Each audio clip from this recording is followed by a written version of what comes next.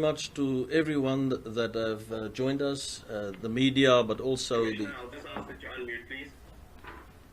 You must unmute yourself. It's unmuted. Yeah, okay. Thank you.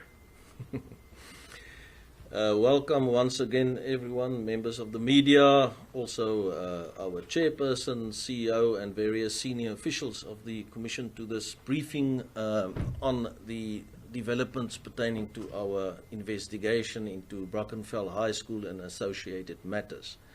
Now, the Commission notes that amongst the injustices of the past are the apartheid government's suppression of protest action and assembly and the entrenchment of a segregated system of education. It is for this reason that our transformative constitution guarantees in Section 17 the right to protest and demonstrate peacefully and unarmed, the right to equality in Section 9, and the right to education in Section 29. Furthermore, Section 28 of the Constitution explicitly states that a child's best interests are of paramount importance in every matter concerning the child. This media briefing comes as a result of allegations of racism that emerged in relation to the convening of a matric function for a number of Brackenfell High learners. These allegations have led to protest action outside the school, resulting in well-documented instances of violence on several occasions. Following the media reports relating to the alleged exclusion of certain learners from attending the matric ball, the Commission immediately registered an own initiative investigation. The Commission has since received complaints from the public which will form part of this investigation. There are three key elements or components to the Commission's investigation. These are, first of all, the alleged discrimination pertaining to invitees to the matric function. Secondly, hate speech. There are allegations of the EFF supporters singing "Shoot the Boer, shoot the farmer" outside the school on 6 November during the protest. And this slogan has previously been determined to be hate speech by the Commission and the Equality Court in the past. Secondly, comments made by an EFF member of Parliament, Nazir Paulsen, that are allegedly racist, 2 complaints in that regard. And then the PAC singing and the use of a poster chanting the slogan "One Settler, One Bullet" on 18 November 2020. And thirdly, there are also the assault and violation protest action, which includes the alleged conduct of the South African Police Service during the protest action that took place on the 20th of November last Friday. The Commission will assess and investigate all these matters against the various prohibitions contained in the Constitution and the Promotion of Equality and Prevention of Unfair Discrimination Act, including the prohibitions of hate speech, harassment, as well as unfair discrimination. I now turn to the steps carried out thus far by the Commission.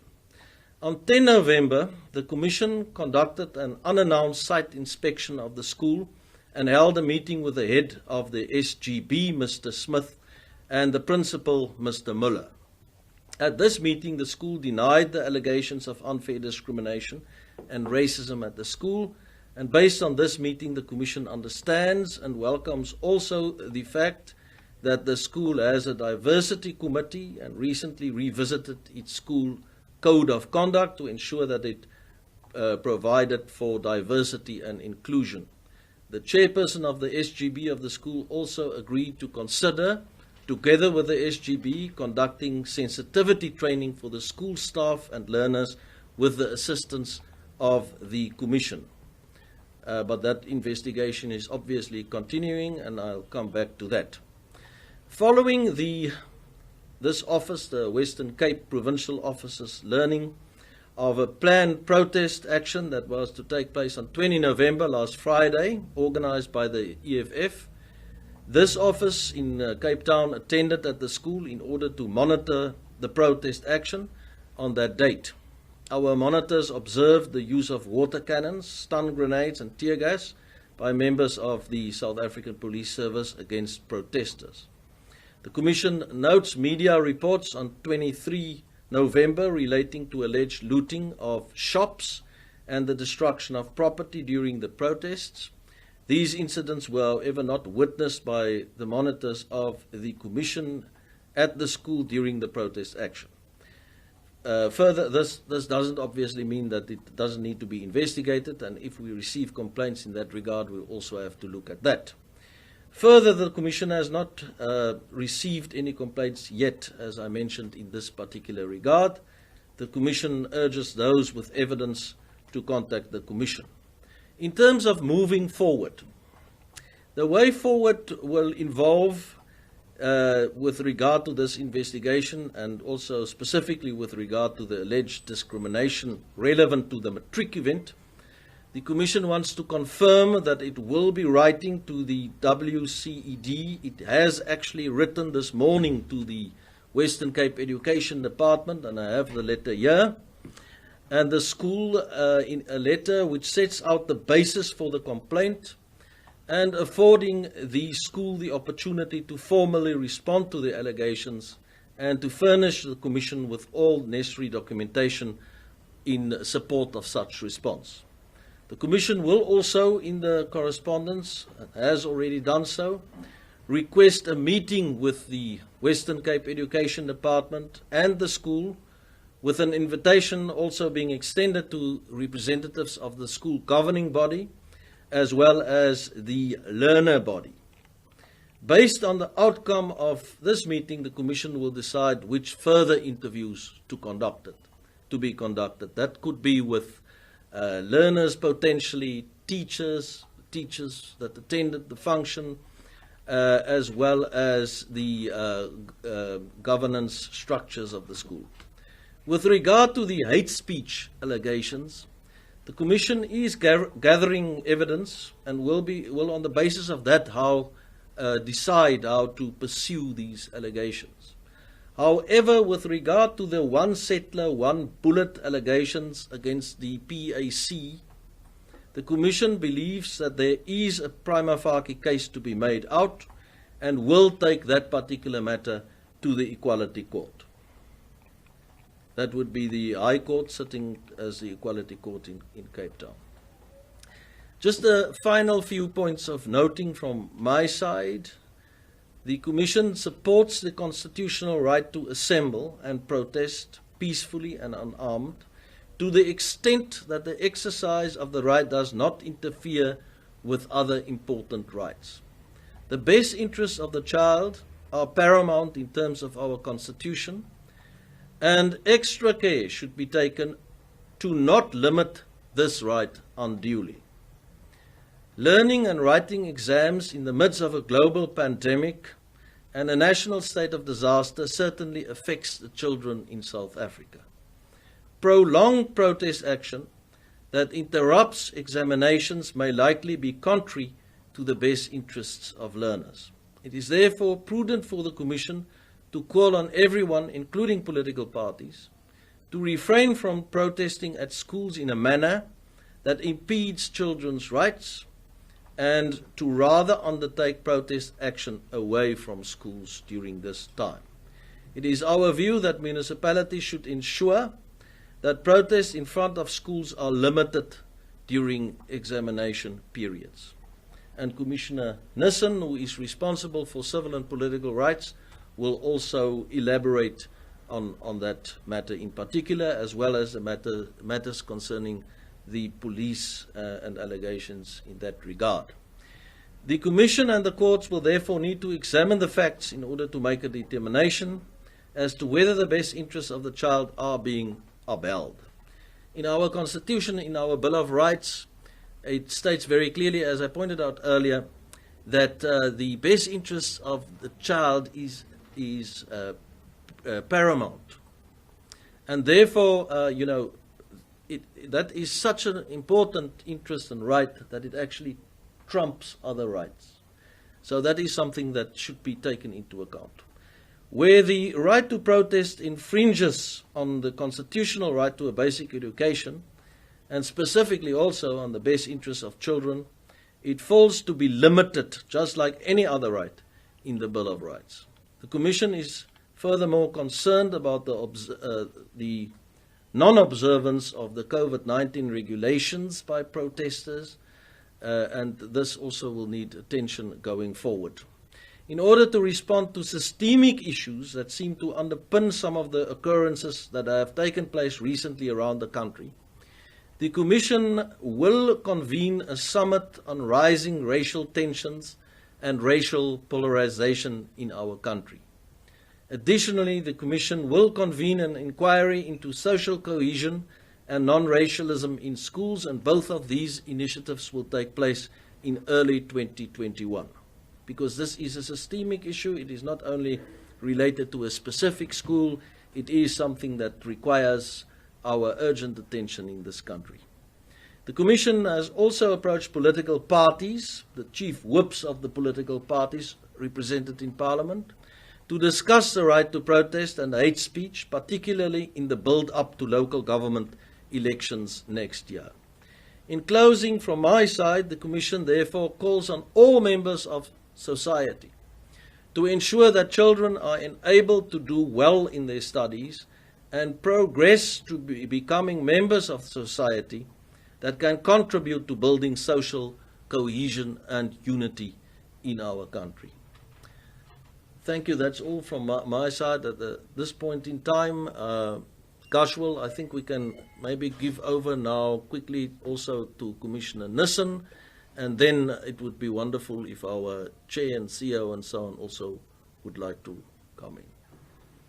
Well, thank you for that, Commissioner, and I think without any further ado, I'll hand over to Commissioner Nissen. Good morning to you, Commissioner. We'll just give the two commissioners an opportunity to switch places. Yeah. Good morning, Commissioner. Good morning, Gashwal. Good morning, colleagues. Good morning, Chairperson, CEO, and members of the media.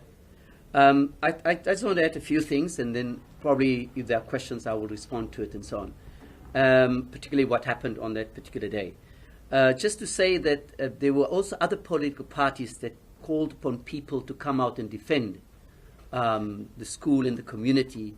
And in my opinion, it's a wrong thing to do for political parties to do, because the law enforcement agencies are there to protect the community, including on that particular day, to be there to protect the school and the rest of the community. Secondly, also, I think it's important that we understand that the conditions for the march were clearly spelled out, and one of those conditions were that there should be 100 people and not more.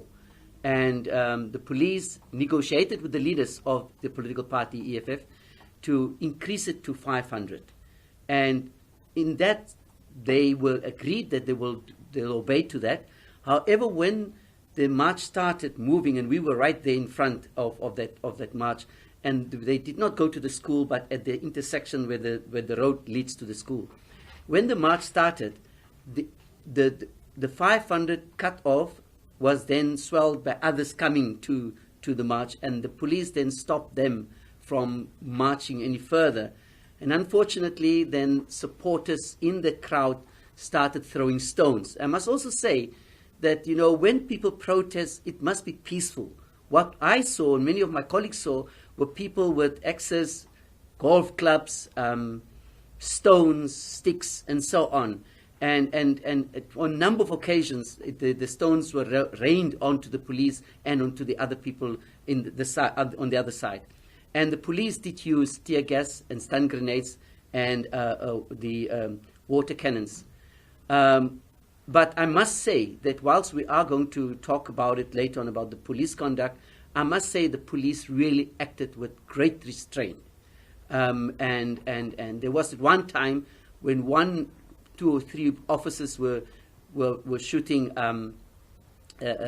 rubber bullets, and Colonel Prince did an excellent job in stopping them. On that day, he really demonstrated restraint in that regard, and we must thank them for that. However, we also said that perhaps we should, the South African Police Service in cases like that should be looking at the spirit of the law rather than just the letter of the law, because allowing those people in a very peaceful manner would have probably not had the kind of consequences that we saw on that day. So that is what I want to say, and then of course confirm that we will be doing the things that Commissioner Gaum has been saying. But I think the very important thing is that while we have the right to protest, we are asking them to stay away from the schools. If these children are already traumatized, these learners have got the right to write their exams in peace and in calm, and not to be traumatized by what we've seen on Friday. So we're making really appeal to all political parties who wants to go and demonstrate either for or against the school. Please stay away from the schools. Let our children write with the dignity that they deserve. Thanks. Thank you very much for that, Commissioner Nissan. I think just by way of a couple of closing statements, and the rest of the colleagues will also let me know if there's anything in addition that they would like to say. If not, we would obviously assist in supplementing the questions that are asked. But at this stage, I'll just ask the CEO of the Commission, Advocate Tidiso Tipanyani, just to give a round off or a summary or closure to this session, and then we will open up with questions after that. Thank you. Thank you, Casual and commissioners and colleagues and members of the press. Yes, as a county officer, I certainly echo and support the positions which have been outlined already by my commissioners. And just to remind ourselves, colleagues, that we have a project, a national project, which is to build unity in our country, unity in diversity, and to promote a South Africa that is non-racist, and also South Africa which addresses imbalances. And therefore, I also echo the call that we call upon all South Africans to remain committed to this project. South Africa cannot afford what we are seeing now, increasing levels of racial polarization. This is not the South Africa which we fought. This is not the South Africa which people like Mandela fought for. And we as the Human Rights Commission are committed to this, and we really urge everybody else to support this. I also want to echo also what has been said, that the child rights are of paramount importance in our country. And we as a Human Rights Commission has a focus area on children, because children are the future of our country, and we cannot do anything which will undermine them. So I really also appeal to all political parties who have taken an oath to uphold the Constitution, to lead by example, but also to encourage their members also to respect this Constitution. It's all we have. We cannot afford to go back, colleagues. What we have seen in Cape Town over the past few days is really very discouraging, and we need to move forward. And that's why we are supporting a need for an urgent summit to discuss these issues we have seen, but also a dialogue also with political parties. The Commission is not a perfect institution, but it must be respected and must also be supported. That's what the Constitution provides. Thank you. Goswell, maybe if the chairperson also wants to come in? Yes, indeed. The chairperson will also give some input. Thank you, Chair. Well, thank you very much to you as well, and to the members of the media and all our colleagues that are attending. I do not want to be long because we've got very limited time. One of the things that I'd like just to highlight, which emanates from the observations of Commissioner Nissan, is simply this: that everywhere in this country where you go, people are no longer respecting the law.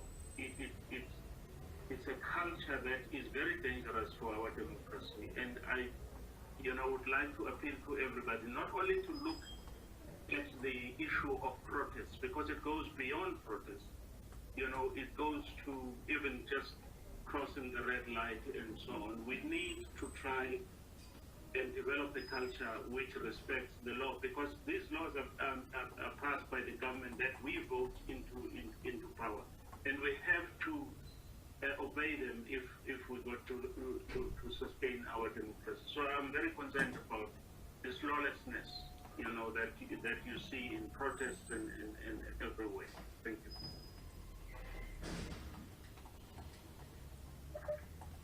Thank you, Chairperson, for your input there. I think that gives us the opportunity to now open the floor, so to speak, or the digital floor, as I would say, and give everyone an opportunity, especially members of the media, to ask any questions. I'll take 3 questions. I'll just ask, for those of you that do not know how to alert me, how to, in inverted commas, raise your hand using the WebEx platform, if you will just switch on your camera, or unmute your mic and just mention your name, and I will take the first 3 people that come through. So we open up for questions now. Any questions?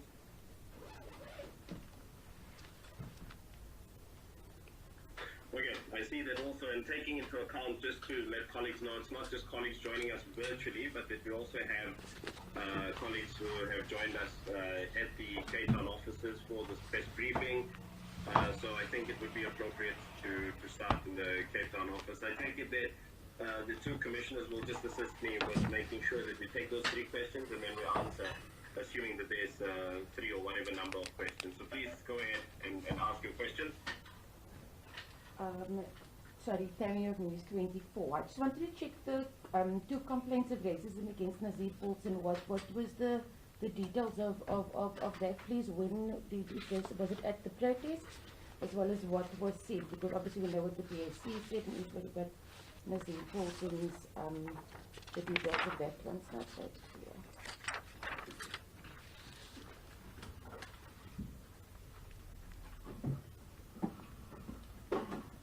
Michael? Yeah. Oh. My name is Tandy, SABC. I just want to find out from the commission what information have you found so far, especially around the main allegations that started the whole thing. The school says it was a private party. There's allegations that no, it was a case of racism. So what have you found? What as a commission, as far as that is concerned, where does the truth lie? Question to, Ronald Masila from ENCA. Question to Commissioner Gam.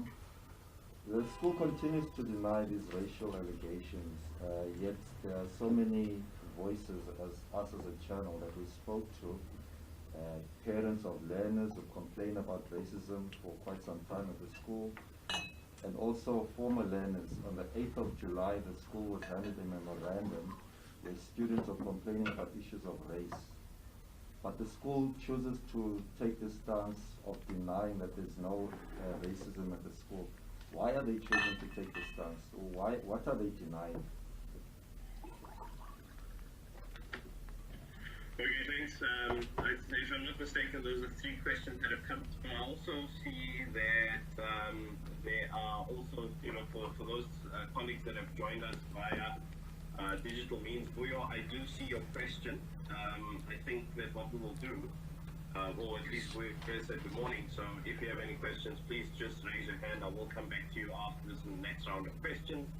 But I think let's give the commissioners an opportunity to respond to that first round of questions. Thank you. Yes.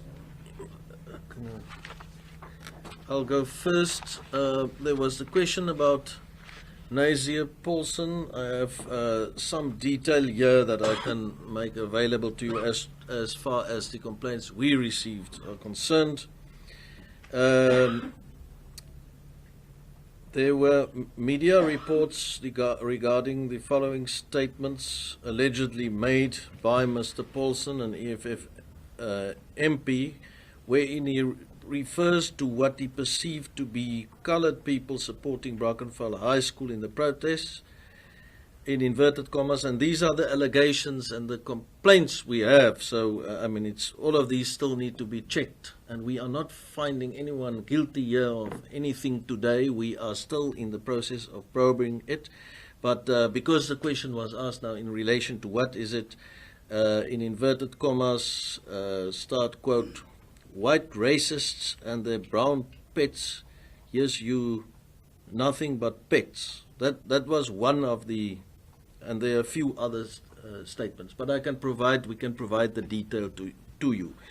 But as I say, you know, in these instances, all of us should remember that we are probing these matters. We haven't come to any conclusions, and that also goes for, obviously, we don't know why the school is taking a particular stance or not taking a particular stance. We understand also during our first interview with the school, they did deny that there is racism and so on at the school. That doesn't obviously mean that there is no racism there, and we are aware of more allegations that have come to the fore. There are also allegations made that this diversity committee put in place by the school was as a result of complaints of racism. But we will look into all of that. And if there are even more complaints, you know, coming to the fore, this is where those complaints should come to. And as Commissioner Nissen also said earlier, the people of South Africa, the people of Brackenfell, the people of that school should leave this matter in the hands of the Commission. The Commission will probe it and is probing it very carefully, and then we can come up with clear findings and directives or recommendations. As far as the Tandi, yes, pertaining to the main allegation that is of the unfair discrimination pertaining to the matric function, I have tried to point out what we have done thus far already. I think it was on last Tuesday, was it, Zina? Zina Ne is a senior legal officer of our of this office, who is also here with us. But Bayas Terrace, the acting provincial manager, went out there, had a conversation with both the chairperson of the school governing body and the principal, and that was basically the first interaction. The second interaction will be on Thursday, when Zuki, who is the main person investigating these matters, sitting on my left, when she will, you know, conduct further interviews and so forth. But we have also sent off this allegations letter today, in which the allegations are made, to which the school now has to reply in detail. And as I mentioned, on the basis of the outcome also of that meeting that we've requested with WCED, the school governing body, representatives from the learner representative body, we will decide which further interviews to have, all in an endeavor to come to the truth, to establish what the real facts are. Thank you. Commissioner Nissen? Yeah, I guess that you know that where we are with this, we really want to do a thorough job and not just rush into it. And therefore, part of the stakeholders in that investigation obviously are the matriculants themselves. And they are writing exams, and we just need to give them that space to do that. But also, our investigation is also with the view in terms of assisting the school, coming to terms with the kind of issues. They might have a diversity program, but we have offered that we will do the diversity training management and the transformation management at that school, because there's one thing to say there's no racism. We live in a racist society. And it's not only that school, but there are other schools as well. Hence our meeting request to meet with the Western Cape Education Department. But we've told them before about, you know, the integration of just putting learners together without a program of sensitization and diversity. It's just not in that school. As the Commission, we've also done training for other schools and in other parts of the country. So it's very important that the Education Department at the national level also look at how do they you know, pull things together when you have different languages, different cultures, different religions into one space. We've had all sorts of complaints in the past, whether it's a hair issue, whether it's nose rings, whether it is all of those kind of things and so we had to deal with it on bit by bit as the complaints come. That's why our intention to have a fully fledged inquiry and into social cohesion, into racism in this country. I think what the problem that we face is that, post 94, everybody was like kind of really, it's New South Africa, it's a rainbow nation. And suddenly we see a sliding up to what we see. And then what we see at Brackenfell and elsewhere is just a tip of the iceberg, in my opinion, because we have seen how racism have still been continuing to plague our society.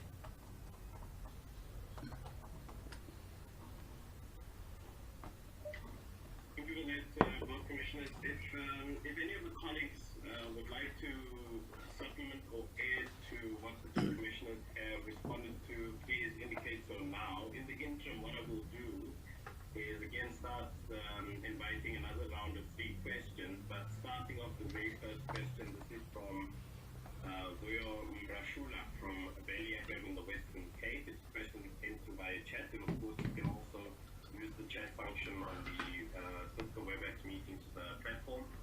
I'm Vuyo Mrashula from Valley FM in the Western Cape. I would just like to know if how the SAHRC is planning to achieve its goals with the planned dialogue on racism. What will it do this time to be effective in eradicating racism? Thank you. That's the question that was posted by Vuyo. And can I have 2 other questions, please? And then we can have the commissioners give us another round of responses.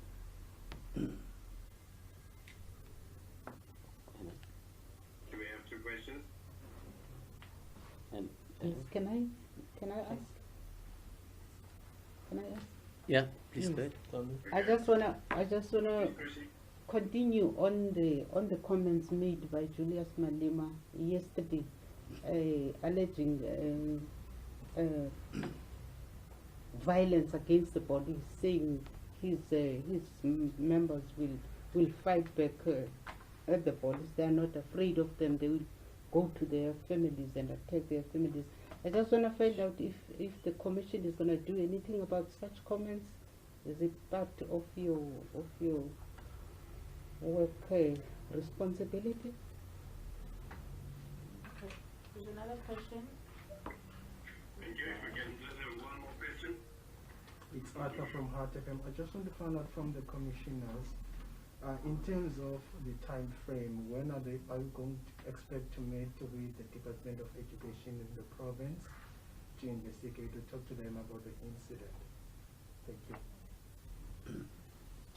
And then,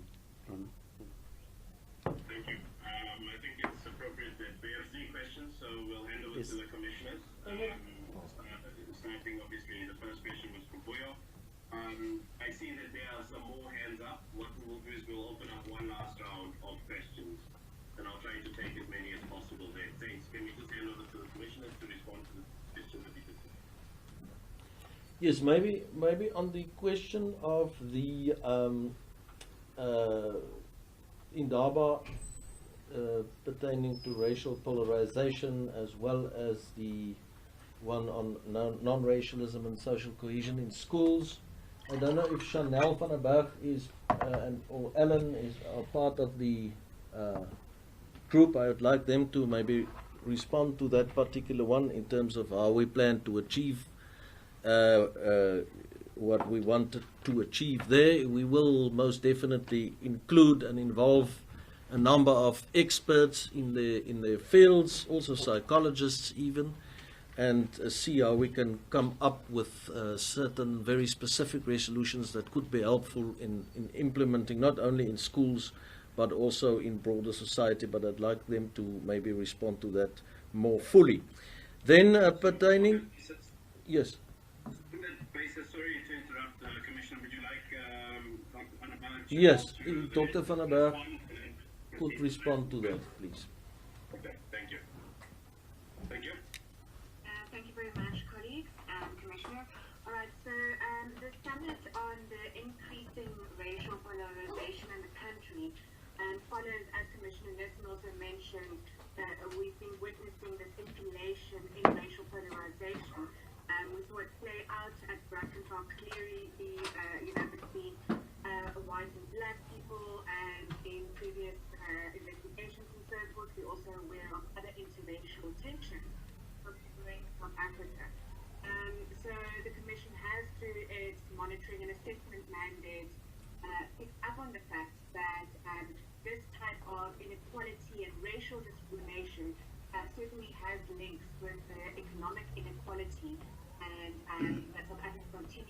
place. So this summit in itself, of course, can't effectively eradicate racism, but the idea is that we're getting diverse stakeholders with diverse lived experiences and backgrounds and viewpoints into a room to discuss the root causes of why when South Africans feel angry or hard done by, or as we suffer, many of us suffer with poverty, living under poverty and intolerable conditions, why often these types of lived experiences are manifested in racial discrimination. And as Commissioner Gao mentioned, part of the summit will also be engaging with a team of psychologists and anthropologists to try and start understanding the